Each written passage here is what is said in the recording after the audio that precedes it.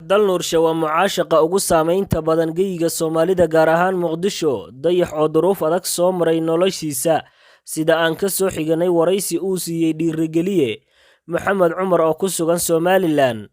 Ma la dhihi karaa dayax iyo marwadiisa Farxiya waxay ka saameyn badan yihiin lamaanayaal badan oo isugu jira siyaasiyiin iyo hantiilayaal? Dayax muxuu uga duwan yahay fanaaniinta Soomaaliyeed ee la jiilka waqtigan? Waa maxay dhaliisha dhalinyarada ay u soo jeediyaan dayax? Markasta inta badan baraha bulshada waxaad ku aragtaa marka uu sawir soo dhigo inay dhaliil u soo jeediyaan, sidoo kalena ammaantiisa aysan ka reebin. Daawada su'aalahaas oo dhammaystiran. Si aad u daawato, isku day inaad hore noo soo raacdo si aad uga daawato muuqaalka oo dhammaystiran YouTube-keena Cabdulaahi Colombo. Wiilkan dayax waa shaqsi qalbi wanaagsan, waxaad ka dareemi kartaa habka uu reerkiisa u maareeyo, kaasoo fanka ku soo biiray 2014. Fanaaniinta hadda jirta wuxuu uga duwan yahay waa xaasle aaminay in hal naag lala noolaado ay ku wanaagsan tahay noloshu, oo ayba ka fiican tahay inaad xaasas badan yeelato. Waa shaqsi haybad gaar u leh inuu inta badan gurigiisa joogo haddii uusan shaqo lahayn, waana haybad u gaar ah wiilkan caanka ka ah magaalada Muqdisho ee dayax. Heestiisii ugu saameynta badneed oo bilowgii fankiisa uu soo qaaday dayax oo ahayd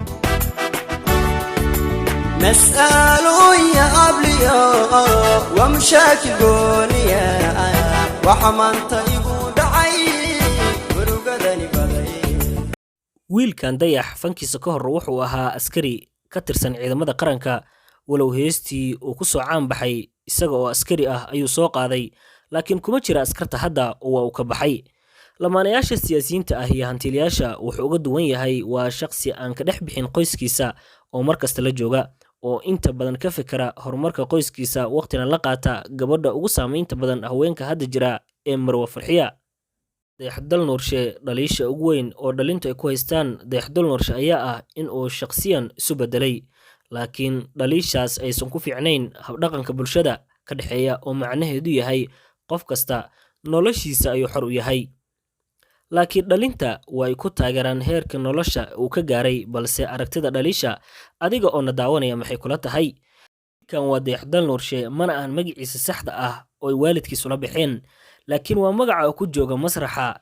Kani waa fanaan Soomaaliyeed, waana aabba dhalay carruur. Marwadiisa u dhaxda waxaa lagu magacaabaa Marwa Farxiya oo geyiga Soomaaliya caanka ah. dayax dal Nuurshe waa milkiilaha Dayax Studio. Dayax ayaa 4 jeer wuxuu ku guuleystay artistaha ugu fiican fanaaniinta Soomaaliya, taasoo ay ka dhigaysa inuu ka mid yahay fanaaniinta ugu caansan geyiga Soomaalida. Daawade, haddii aad ku cusub tahay meeshan, isku day inaad subscribe saaratid. Sidoo kale waxaan kaa codsanaynaa daawade inaad follow-da nala dhaafin haddii page-ka aad naga daawanaysid.